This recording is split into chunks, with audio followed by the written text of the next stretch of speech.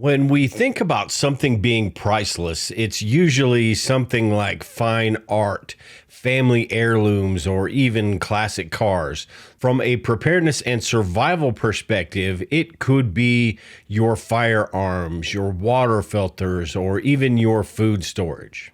While all of this may be true today, things change quite a bit when you start thinking about what everything would look like in a collapse. The smaller, inexpensive supplies that we take for granted on a daily basis could become very hard to come by and therefore priceless. Also, these different prepping items that could disappear and become priceless could also become useful if a barter system develops. None of these require refrigeration and they're all easy to store. And with barter items, it's usually the smaller things that are going to carry more value. The tobacco, the lighters, the batteries, the meds, the tampons, the condoms, the toilet paper, the list goes on, and even ammo in some cases. In this video today, I'm going to go over 21 different items that I think will disappear in a disaster situation and become priceless. Now, with this list, there's probably 100 more that I could add, but if you have any ideas or any thoughts, make sure and leave a comment below. And if you like this video and get some value out of it, make sure and hit the like button and also subscribe to the channel. All right, so let's go over the list I have here. And the first one is cash. And this is really dependent on what the disaster scenario is and how everything is unfolding. In a hyperinflation scenario, cash would basically be worthless. But there are a lot of other situations where cash would become priceless because nobody carries cash anymore and nobody has cash. So if you have some, you put yourself ahead of everyone else.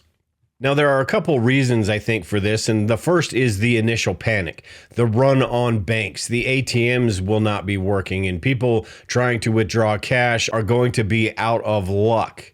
So I think cash, especially in the initial stages of some sort of collapse, is going to be very useful. So next I have antibiotics and prescription medications, and this is for several reasons. The first reason being the disruption of supply chains and the pharmaceutical production in the first place, meaning it doesn't get made and then it doesn't get to the store shelves. The second reason being in a societal collapse is that looting is going to be a major issue. So this means that the medications that are in the pharmacies, that are at the hospitals, they are going to be non-existent. I think looting, this may be one of the first areas that people go to. And the third one I have here on the list, it goes into the same thing, and that's over-the-counter medications. Now, it's hard to say how quickly these will go, but I would say in the first few days, the stores are going to be mostly empty, and I think this includes the over-the-counter medications as well. People that rely on these that can't afford or don't want the prescription medications are going to go for these first, and the looters and rioters are also going to understand the value that they will hold in a post-collapse type situation. So medications, both over-the-counter and prescription medications, are going to be priceless and pretty hard to come by. Okay, so next we move on to alcohol, and these aren't in any specific order. And with alcohol, I think I would probably include other vices as well, whether you're talking about weed or cigarettes or anything that people will need to cope with a situation. Alcohol, though, I think will be one of the first things to go, whether that means liquor stores getting looted, grocery stores getting looted. People want their vices, and people are going to need those. And even as a situation progresses, they will be searching out how to get those by any means possible.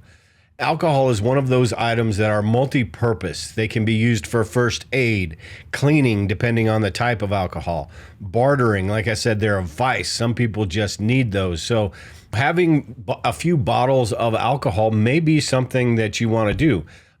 So number 5 here, I have books. And when you think about it, all of our information is online, on computers, on our cell phones and tablets. And in the event that the internet was down, people would probably lose their minds and not be able to have access to this information that is so readily available these days. So I could see books and guides and magazines and, even just for the entertainment factor, I could see all of these going away fairly quickly. So I think getting those guides and books and all of those, building up your preparedness library is a very important thing to do right now before it comes to that situation. Okay, so number 6 I have here is sort of an obvious one, but it is food. And with this, don't forget your pets as well, because I think the non-perishable foods and even the pet food will disappear relatively quickly in a collapse situation. People will be rushing to the store and getting whatever they can if they feel like there is no end in sight. So having these is super important. Now, in preparedness, most of us have got the food storage part of it taken care of for the most part. We could probably do better. But the pets is something that a lot of people forget. And I think in a collapse situation, there will be a run on the stores. Maybe they do go after the toilet paper first, but eventually people are going to be going after that pet food as well because they want to take care of their furry friends. So I think pet food and human food as well is something that will disappear very, very quickly.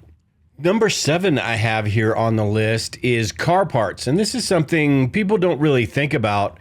They don't think about people going and looting Napa. But this, I think, will definitely be an issue, especially when you're talking about fluids like the brake fluids, the oil, the antifreeze, these things that we sort of take for granted now, and maybe we have a jug or two in the garage. These will be really hard to come by. You've also got other things like hoses and clamps and tire repair kits and jumper cables and all of these things that we need to take care of now, because in a collapse situation, it may be nearly impossible to find these things. So I think car parts and accessories are very important for us to have stockpiled now, because they could become non-existent in a collapse type situation, or at the very least, really hard to come by. Number 8 is outdoor supplies and camping gear. And this is not because we plan on bugging out into the middle of the woods. All this outdoor gear is useful in preparedness. You've got the camp stoves, you've got the sleeping bags, the backpacks, the tents, all sorts of different camping supplies that might be useful. So I think camping gear is one of those things that is going to disappear first, and it is going to become priceless in a post-collapse type situation. Moving on here, we have number 9 on my list, which is candles and flashlights. If the grid is down, people are going to need some way to light their homes, and even just the little tea light candles could disappear pretty quickly. A lot of people probably have a flashlight or two laying around the house. Preppers, probably closer to 10 or 20 flashlights lying around the house, and a bunch of candles. In preparedness, the lights out supplies and the power outage supplies are very important. So we should all have these, but it's one of those situations where you can just never have enough. They're low cost and inexpensive enough. Why not have a few lying around the house? And along with the candles and flashlight, I move on to number 10 here, which is batteries and battery chargers.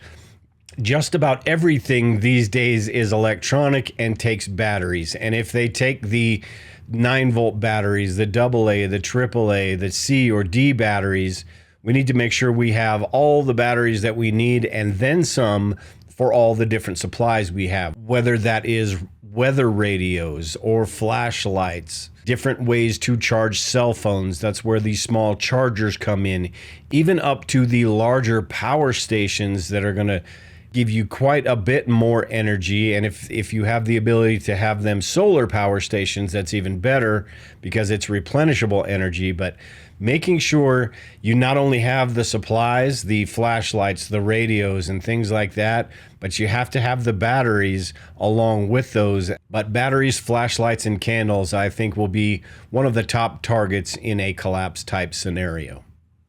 At number 11 here, I have cleaning supplies. Cleaning supplies are really important for sanitation reasons, And also items like bleach can be used for a few different things, purifying water and things like that. So cleaning supplies is really important. It's crucial that we try to maintain our health as much as possible, and that's where sanitation comes in. When it comes to sanitation, I would probably also include things like paper plates and plastic silverware, trash bags, things like that, that if you don't want to wash dishes, you have the ability to just throw some of that away. Although you will have to think about how you're going to remove that trash. But sanitation and cleaning are super important regardless of what type of disaster, emergency, or collapse scenario you're talking about. And number 12 here goes along with the cleaning supplies and sanitation, and that's personal hygiene. For the ladies, that would mean tampons and pads and things like that. For the men, there are supplies that are maybe not so critical. You've got the deodorant and toothpaste, which isn't necessarily a life-saving supply, but taking care of your teeth could be really important. In a collapse situation where hospitals and dentists won't be available, having a toothache can be debilitating. So taking care of your teeth is super important. Not taking a shower for a couple months could also not just be smelly, but could lead to health problems as well. So toothpaste, toothbrushes, dental floss, shampoo, soap, all of these things will become very sought after. And some of these are small enough they would make a great bartering tool if that situation did arise as well. So personal hygiene is one of those things we don't think about a lot as far as survival is concerned, but it is absolutely important to think about. So number 13 here sort of goes along the same lines as the trash bags. And that's aluminum foil and Ziploc bags, the coffee filters, the things that we use on a regular basis, but don't really think about when it comes to supplies and things that we're going to need. As I said in the beginning, it's usually the small details that ruin a plan. So having aluminum foil, having these extra Ziploc baggies, and even coffee filters can be used for water filters. All of these little supplies that we don't really think about could become priceless in a post-collapse situation. Next here, I have tapes and adhesives, and I suppose in this category, I would put cordage as well, whether you're talking about twine, paracord, or wire, anything like that. But items like duct tape and super glue, I think those are going to go relatively quickly, and those are things people will be looking for in a collapse type situation. Maybe not initially, the first week or so, but eventually as people start to grasp what the situation is and start to figure out what they need to do, what they can and can't do, that's where the duct tape and the adhesives and the cordage come into play. Number 15 I have here on the list is extra clothing. And this is one where I'm sure you have a lot of extra clothing hanging in the closet, but we need to make sure it's the right clothing as well and have extra clothing for when the clothing gets old. These days, I don't think clothing ever gets the chance to get old for most people. They're out buying new clothes and new shirts. And on top of that, some of the clothing made these days just isn't built to last like it used to. And this goes for more than just clothing. This is just about everything these days. And along with the clothing, I think, is the ability to mend that clothing. Like I said, it's not the highest quality these days. And if we get a pair of pants that are ripped or socks that need to be mended, we need to be able to do that. So clothing and I think sewing kits in themselves will become very valuable in a collapse type situation. The needles and the thread will, probably could become good bartering supplies, or just your skill and your ability to use those could become a good bartering supply too. If somebody needs a pair of socks mended, maybe you trade them for a few eggs or something like that. But sewing kits and clothing, I think, are those things in a post-collapse type situation that are going to be very valuable. At number 16, I have baby supplies, and this is really dependent on you and your situation.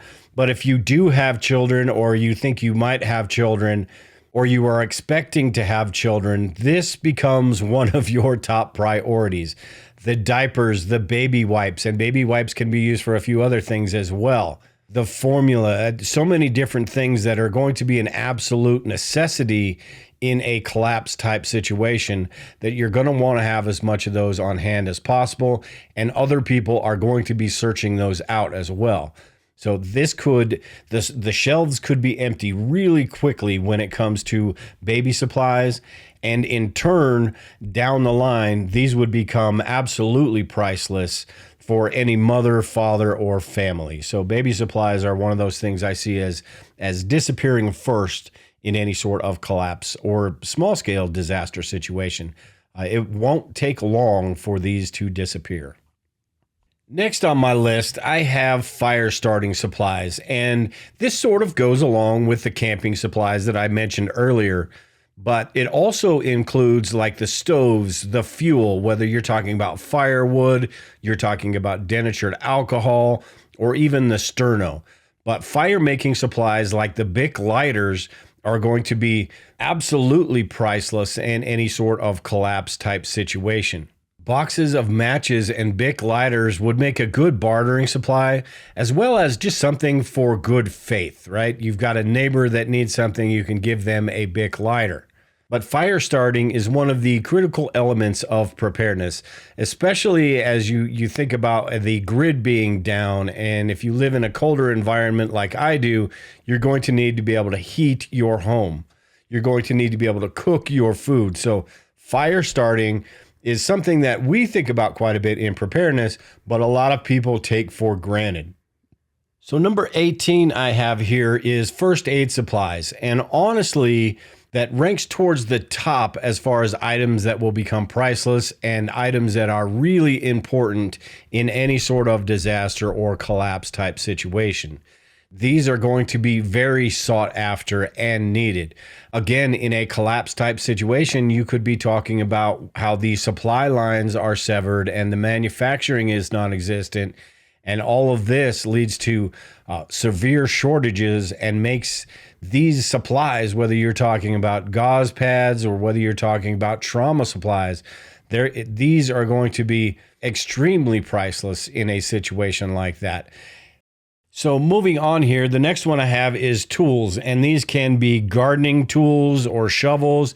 These could be tools to make repairs around the house, or the Harbor Freight and the Home Depot type items that will become absolutely essential in any sort of disaster type situation.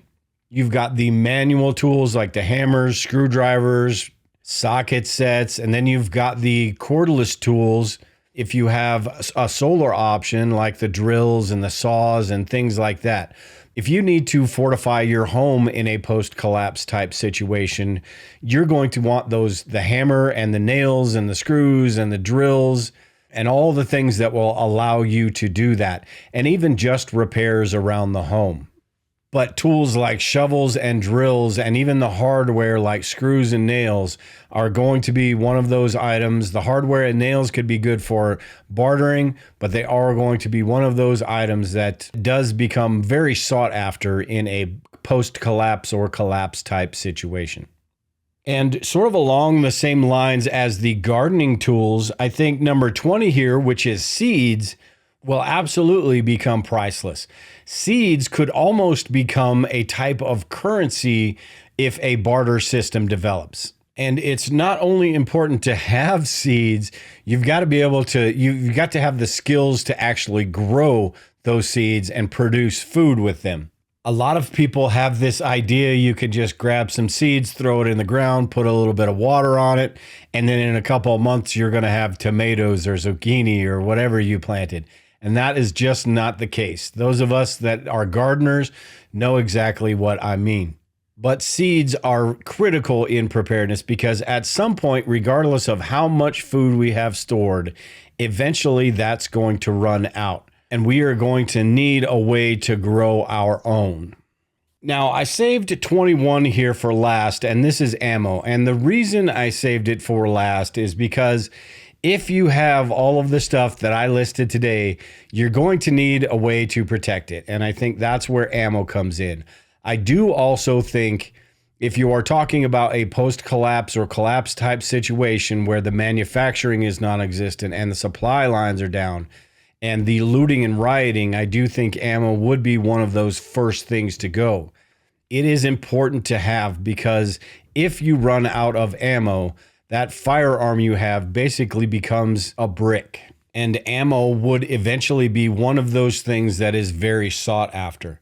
Now, as far as bartering is concerned, it's really, I've heard arguments for both sides of the story, why you wouldn't and why you would. But it would be a valuable bartering supply. Just like the alcohol, though, it really depends on the situation and if it's in your best interest to barter that or not. But ammo, I think, is definitely one of those that will disappear fairly quickly, will be something that gets looted in those initial days, and something that the longer a situation goes on, the more valuable it will get. Okay, so that's it for this list here today. Like I said, I know there are probably 100 more items that we can put on this list of things that are going to become valuable in a collapse type situation, and things that could become even priceless. And the whole reason for this video is to get people to start thinking about these things now. We can stock up a little bit here and there, and we won't have to be that person going out to the grocery store when it's getting looted, or we won't have to be that person that goes to the grocery store and can't buy anything because we don't have a little bit of cash on hand. And this is basically the point to preparedness in general, is to prepare beforehand, so we are not out there doing the things that most of the population is going to be doing, and we are putting ourselves in a better situation. So like I said in the beginning, if you have any ideas, and I know there's a million more, leave them in the comment section below. But that is it for today, everyone. Make sure and like and subscribe to the channel if you enjoyed the video. Take care and prepare. We will talk to you all later.